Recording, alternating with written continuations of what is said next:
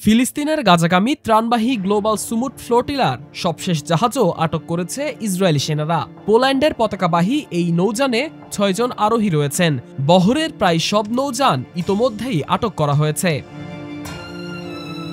শুক্রবার সকালে ফিলিস্তিনি উপকূলের কাছে ইসরায়েলি কমান্ডোরা জাহাজটিতে প্রবেশ করে এবং ৬ জন নাবিকসহ জাহাজটিকে আটক করে।